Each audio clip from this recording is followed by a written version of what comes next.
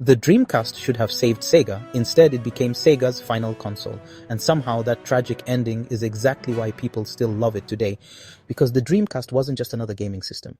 It was ambitious, creative, shockingly ahead of its time, and for many players, it felt like a glimpse into the future, a future that arrived too early. By the late 1990s, Sega was in trouble. The Sega Genesis had once made the company look unstoppable, but then came the Sega CD, the 32X, and the Saturn. A series of confusing hardware decisions that slowly damaged consumer trust. Meanwhile, Sony's PlayStation exploded in popularity, Nintendo remained strong, and Sega desperately needed a comeback. Not just a successful console, a miracle. That miracle was supposed to be the Dreamcast. When Sega designed the Dreamcast, they focused on one goal above everything else: speed, simplicity, and the future of online gaming. Unlike the difficult Saturn architecture, the Dreamcast was much easier for developers to work with. And visually, it looked clean and modern, a compact white console with a futuristic swirl logo. Simple, friendly, optimistic. Now pause here, because this next moment became legendary in gaming history. September 9th, 1999. 9/9/99. Sega launched the Dreamcast in North America with one of the most memorable release campaigns ever created. And at first, it worked. The launch was a massive success. Players lined up in stores, sales exploded, and suddenly it looked like Sega might actually recover. The Dreamcast felt different immediately. Menus loaded quickly. Games looked arcade perfect. The controller included a memory card with its own tiny screen called the VMU. And perhaps most importantly, the console included a built-in modem for online gaming. In 1999, that was revolutionary. Today, online gaming feels normal, but back then, it felt futuristic. The Dreamcast wasn't just thinking about graphics, it was thinking about the connection, community, competition, ideas that would eventually define modern gaming. And this is why so many people call the Dreamcast ahead of its time, because in many ways, it absolutely was. But of course, no console survives on technology alone. Games mattered, and the Dreamcast delivered some unforgettable experiences. Let's quickly look at 3 of its most played and beloved titles. First, Sonic Adventure. This was Sonic's leap into 3D. Players loved the speed, cinematic presentation, and ambitious world design. For many fans, it felt like the future of Sonic. Second, Crazy Taxi. Fast, chaotic, and addictive. Players loved racing through cities while pulling off wild stunts and delivering passengers against the clock. Its arcade energy perfectly matched the Dreamcast itself. Third, Shenmue, one of the most ambitious games ever created at the time. Players loved the immersive world, realistic details, and cinematic storytelling. It introduced ideas that would later become common in open-world gaming.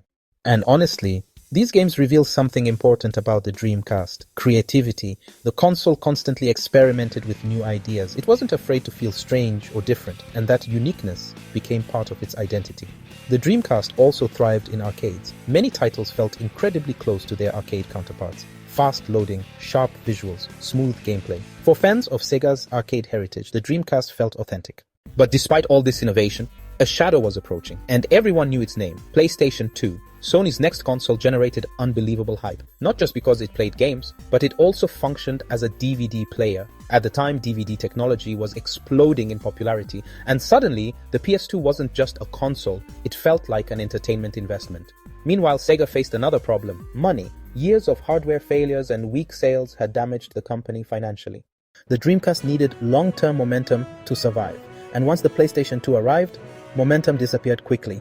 Now here's the heartbreaking part. Many developers actually liked working with the Dreamcast. Players loved the console. Critics praised its creativity. But market momentum matters more than potential, and Sony's massive brand power became impossible to stop. Still, the Dreamcast wasn't perfect, and several flaws made Sega's situation even worse. First, limited third-party support.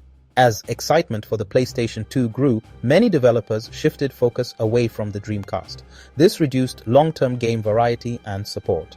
Second, the built-in modem became outdated quickly. While online gaming was revolutionary, the standard modem speed felt limited as internet technology rapidly evolved. Broadband support existed later, but adoption remained small. Third, the lack of DVD playback. This became a massive disadvantage against the PlayStation 2. For many consumers, buying a PS2 felt like getting a game console and DVD player in one device. The Dreamcast couldn't compete with that value perception. And then, the announcement came. In 2001, Sega officially discontinued the Dreamcast, and with it, Sega exited the console hardware business forever. For millions of players, it felt surreal. One of gaming's biggest companies was no longer making consoles. The console war had claimed another victim. But something unusual happened after the Dreamcast died. Its reputation grew stronger, not weaker. Players began remembering the creativity, the risks, the originality, and slowly the Dreamcast transformed from a commercial failure into a beloved cult legend.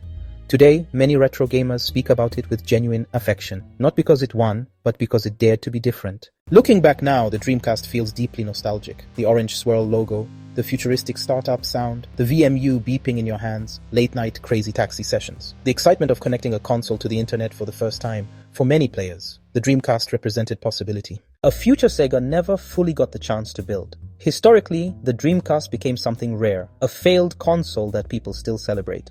Because its ideas lived on. Online gaming, digital connectivity, experimental game design. These concepts didn't disappear with the Dreamcast. The industry adopted them instead.